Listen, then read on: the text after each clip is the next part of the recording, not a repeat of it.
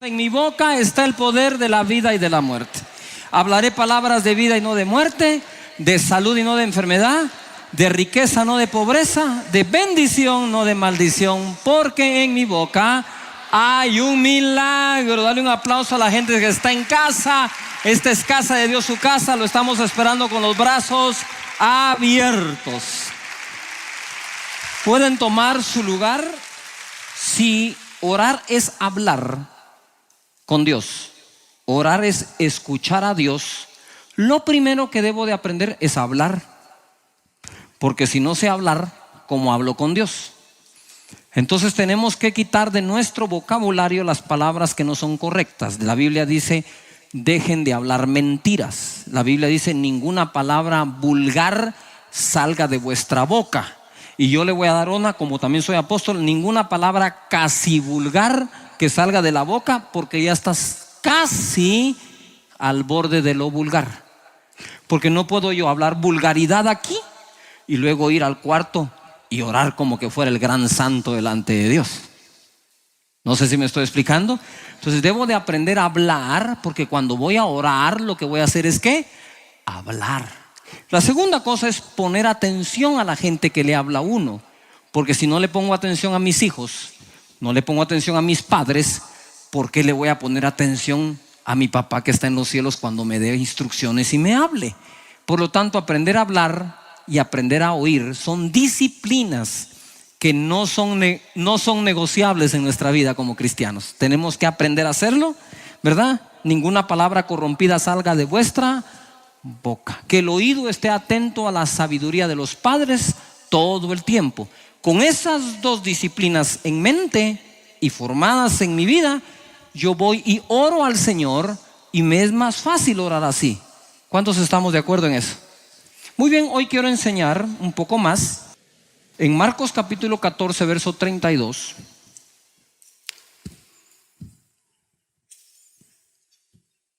Dice así: vinieron pues a un lugar que se llama Getsemaní, y dijo a sus discípulos: sentaos aquí, entre tanto que yo oro. Sentaos aquí, entre tanto que ¿qué? Que yo oro. Diga todo el mundo conmigo fuerte: sentaos. Qué raro, ¿no? Verso 33: y tomó consigo a Pedro, a Jacobo y a Juan, y comenzó a entristecerse y a angustiarse. Y les dijo: mi alma está muy triste hasta la muerte, quedaos aquí y velad. Eso se lo dijo a Pedro, a Juan y a Jacobo. Y yéndose un poco adelante, se postró en tierra y oró que si fuese posible pasase de él aquella hora, y decía: Abba, Padre, todas las cosas son posibles para ti, aparta de mí esta copa, mas no lo que yo quiero, sino lo que tú.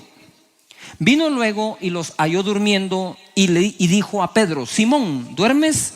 ¿No has podido velar una hora? Todo el mundo diga conmigo: una hora. 38: velad y orad para que no entréis en tentación. El espíritu a la verdad está dispuesto, pero la carne es débil. Pongan atención a esto, es curioso. El Señor va con los discípulos a Getsemaní y le dice a los primeros: siéntense aquí. Y cuando ya se estaban sentando otros: no, Pedro, Juan y Jacob, no se me sienten, ustedes vienen conmigo. Y se los llevó.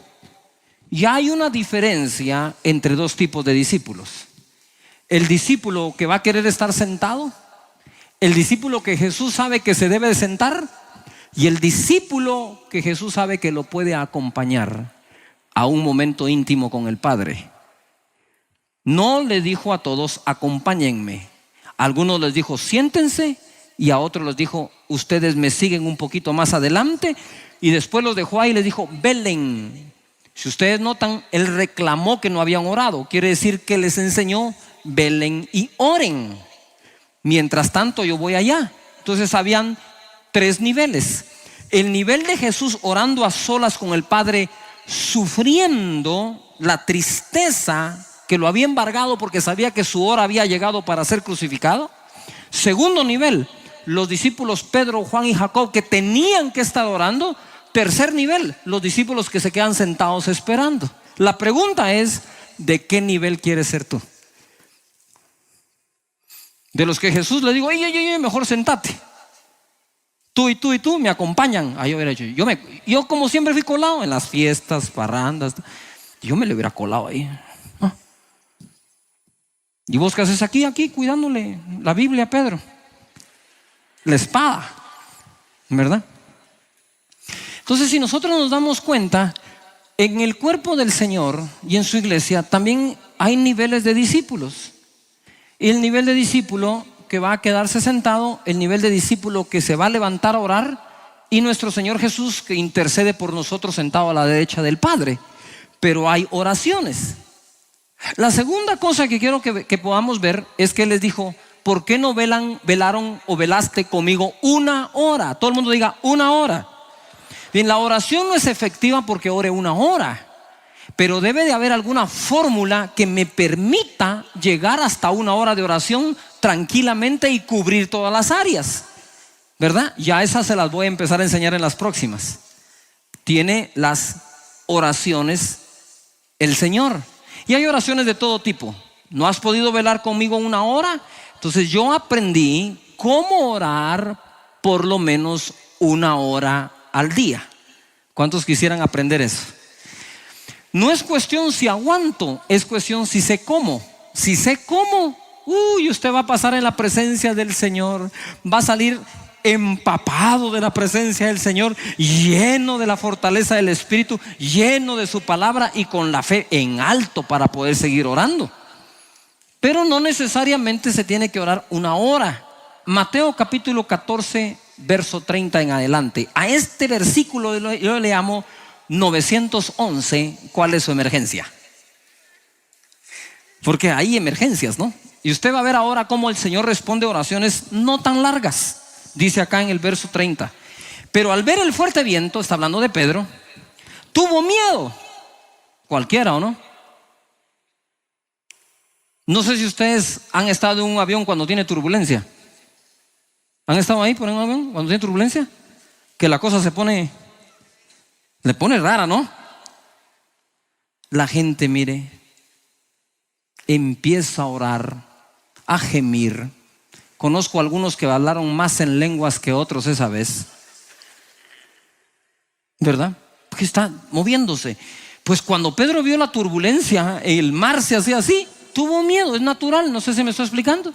Pues Pedro está allí justo, cuando el viento es muy fuerte, tuvo miedo y se comenzó a hundir, dice, y comenzando a hundirse, no se había hundido, comenzando dio voces diciendo, Señor, sálvame.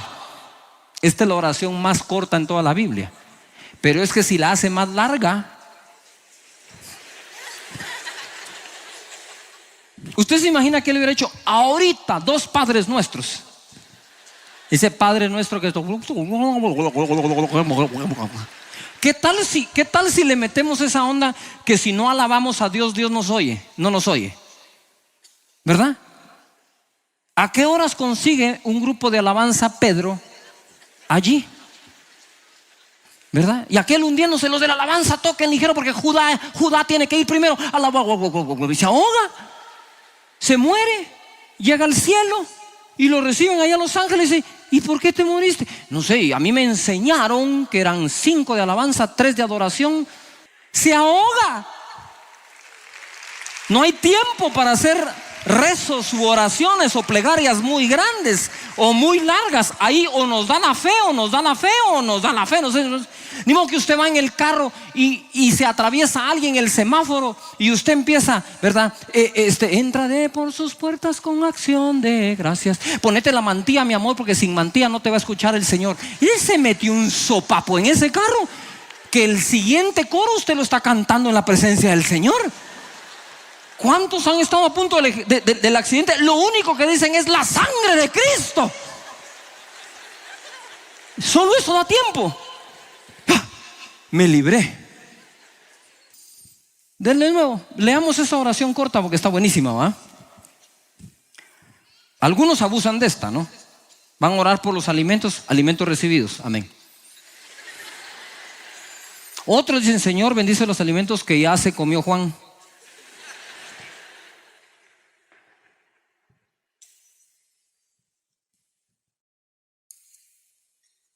Hay oraciones a prisa porque no nos queda otra, pues, pero la mayor parte de las oraciones deben